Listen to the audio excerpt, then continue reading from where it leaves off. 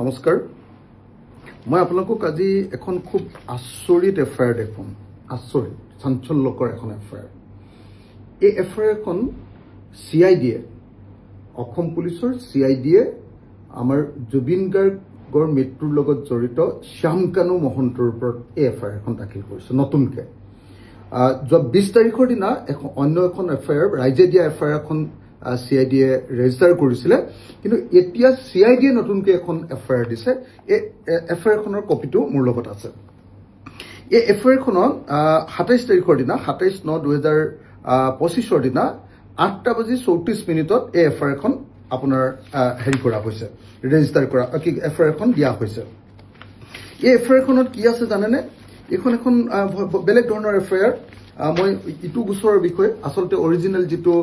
জুবিন গাৰ্গৰ মৃত্যুৰ গোচৰটো হেতৰ বিষয়ে মই ইয়াৰ পাছত এটা ভিডিঅ'ত কম এটো ভিডিঅ'ত মই ক'ব কৈছো যে এই এফআইআৰখন দিছে Asif Ahmed senior SP CID তেখেতে দিছে আৰু এই এফআইআৰখনত আপোনাৰ সেকশন যিকিটা আছে সেই সেকশন কিটা আপুনি যদি চাই তেতিয়া হলে সেই সেকশন কিটা আছে এই সেকশন কিটা আগৰ জুবিন গাৰ্গৰ ওপৰত দিয়া যিখন এফআইআৰ আছিল তাতকে ডাঙৰ হে সেকশন এবিলা নতুনকে দিয়া যিখন এখন এটো জুবিন গাৰ্গৰ মৃত্যুৰ ওপৰত নহয় তো আপোনাৰ এই এফআইআৰখন দিছে শ্যামকানু মহন্তৰ অৰ্থনৈতিক কেলেংকাৰীৰ ওপৰত ইয়াত সেকশন বিলাক কি আছে জানেনে বিএনএস বুলি কয় আজিকালি ভাৰতীয় ন্যায় সংহিতা বুলি যিখন কয় আগৰ আমাৰ যিখন হেৰি আছিল সেইখন ঠাইত এতিয়া আপোনাৰ বিএনএস আহিলে বিএনএছৰ 316 সাবসেকশন 316 সাবসেকশন 5 336 সাবসেকশন 3 337 সেকশন দিছে 338 সেকশন দিছে 339 সেকশন দিছে 340 সাবসেকশন 2 দিছে 341 সাবসেকশন 1 দিছে আৰু 342 সাবসেকশন 1 দিছে তো ইন্টাৰেস্টিংলি ইয়াৰ এই যিবিলাক হেৰি দিছে এইবিলাক হল ক্ৰিমিনেল ব্ৰিচ অফ ট্ৰাষ্ট এটো তাকো লাইফ জেল হয় তেনেকুৱা লাইফ জেল আগৰ আপোনাৰ কি কয় আপোনাৰ জুবিন গাৰ্গৰ মৃত্যুৰ গোচৰটোত অকল এটা সেকশনে আছে ইয়াত কিন্তু এনেকুৱা লাইফ জেল দিয়া কেইবাটাও সেকশন মই ইয়াত দেখিবলৈ পালো এটা ফৰ্জাৰী 7 ইয়াৰ্স জেল হ'ব পাৰে হেৰিয়াৰ শ্যামকানু মহন্তৰ ফৰ্জাৰী অফ ৰেকৰ্ডছ গভৰ্নমেন্ট ডকুমেন্টছ এটো 7 বছৰ হ'ব পাৰে ফৰ্জাৰী অফ সিকিউৰিটি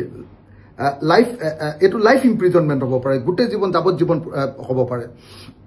জেল হ'ব পাৰে পজিশন অফ ফোৰ্স ডকুমেন্টস এটো 7 বছৰ জেল হ'ব পাৰে use of false documents life jail হ'ব পাৰে পজিশন অফ কাউন্টাৰফিট সিল এটো লাইফ জেল হ'ব পাৰে আৰু fraudulent destruction of will authority এবিলাকতো লাইফ জেল হ'ব পাৰে ইন্টাৰেস্টিংলি যে যি সময়ত আমাৰ হাৰ্ট জুবিন গাৰ্গ অসমীয়া জাতিৰ ইম্পৰ্টেন্ট আটাইতকৈ ইম্পৰ্টেন্ট এজন গায়ক তেওঁৰ মৃত্যুৰ কাৰণে যিকিটা সেকশন দিছে মাত্ৰ 3টা সেকশন ইয়াত কিন্তু দিছে কেটা সেকশন 8টা সেকশন ইয়াৰ 8টাৰ ভিতৰত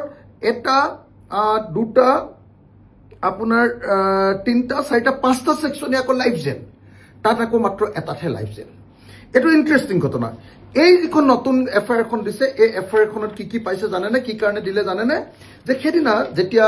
আপোনাৰ মহন্তৰ ঘৰলৈ গৈছিলে আপোনাৰ শ্যামকানু মহন্তৰ ঘৰলৈ পুলিচ যাওঁতে কি পালে জানেনে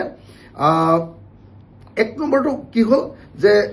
তেওঁলোকে পালে যে কমিশন অফ সিৰিয়াস ফাইনেন্সিয়েল ইৰেগুলাৰিটিজ সাংঘাতিক ধৰণৰ অৰ্থনৈতিক কেলেংকাৰী কৰাৰ কিছুমান ডকুমেন্ট পালে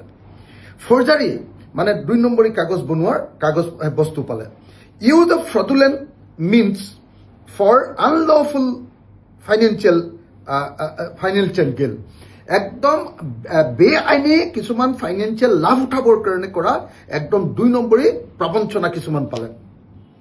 2 নম্বৰ কি পালে জানেনে তেওঁৰ ঘৰত এটা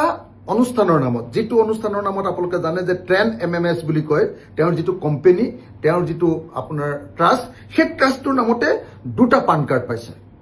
এটা অনুষ্ঠানৰ নামত কেতিয়া দুটা পান কাৰ্ড থাকিব নোৱাৰে এটো ফ্ৰডুলেন্ট হয় এটো টকা পইচা কেলেংকাৰী কৰিবৰ কাৰণে এটো কৰে বুলি কয় গতিকে এটো প্ৰমাণিত এটো পালে তাৰ পাছত কি কৰিলে 38টা ষ্টাম্প আৰু সিল পাইছে ষ্টাম্প সিল এই সিল পেজে এই 28টা 38টা নহয় 28টা পাইছে 28টাৰ ভিতৰত এটা কো ইন্টাৰেস্টিংলি আমাৰ পিডব্লিউডিৰ চিফ ইঞ্জিনিয়াৰৰ অফিচৰ assistant engineer PWD chief engineer অফিচৰ এছিষ্টেণ্ট ইঞ্জিনিয়াৰ এজনৰ নামতো এটা চিল তাত পোৱা গৈছে তাৰমানে তেওঁ হেৰিয়ে নিজাববীয়াকে কিছুমান চিল বনাই 2 নম্বৰী কাম কৰিছিলে সেইটো প্ৰমাণিত হৈছে তাৰপিছত 4 নম্বৰটো কি পালে জানেনে organise financial crime organise financial crime কৰিবৰ কাৰণে কি কৰিছিলে যেটোত prevention of money laundering act 2002 য'ৰ পৰা আমি জানো যে সাধাৰণতে কি হয় ইডিয়ে যিবিলাক কেছ লয়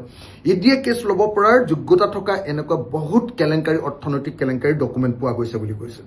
আৰু এটা ইণ্টাৰেষ্টিং বস্তু যে যি সময়ত অসমৰ মুখ্যমন্ত্ৰীয়ে কৈ থাকিছিলে যে নাই তেওঁ একো সহায় কৰা নাই দেখা গৈছে যে আপোনাৰ শ্যামকানু মহন্তই PMGSY ৰোডত কাম কৰাৰ PMGSY ৰাস্তাৰ নিৰ্মাণ কৰাৰ ঠিকা লোৱাৰ কিছুমান ডকুমেণ্ট পোৱা গৈছে অসমৰো আৰু অৰুণাচল প্ৰদেশৰো এইবিলাক ডকুমেণ্ট পোৱা গৈছে আৰু এই গোটেই ডকুমেণ্টবিলাকৰ পৰা এটা বস্তু প্ৰমাণিত হৈছে যে অৰ্থনৈতিক এটা ডাঙৰ কেলেংকাৰী শ্যামকানু মহন্তই কৰিছিলে বিজেপি চৰকাৰৰ দিনত আপোনালোকে নিশ্চয় জানে যে সৰ্বানন্দ সোণোৱালৰ দিনত তেওঁ উত্থান আৰম্ভ হৈছিলে অৰ্থনৈতিকভাৱে তাৰপিছত সেই উত্থানটো হিমন্ত বিশ্ব শৰ্মাৰ দিনত একদম আকাশ চুইছিলেগে আৰু সেই গোটেই ডকুমেণ্টবিলাক ইয়াত আছে এতিয়া SP CID এ কৈছে আসিফ আহমেদে কৈছে যে এই বিষয়টো ডাঙৰ তদন্ত হ'ব লাগে তাৰ কাৰণে তেওঁ আপোনাৰ ইতিমধ্যে তেওঁ FIR জাৰি কৰিছে এতিয়া অসমৰ মুখ্যমন্ত্ৰীয়ে শ্যামকানু মহন্তৰ ওপৰত ইডি লগাব নাই এই ফাইনেন্সিয়েল কেলেংকাৰীৰ ওপৰত ডাঙৰ আপোনাৰ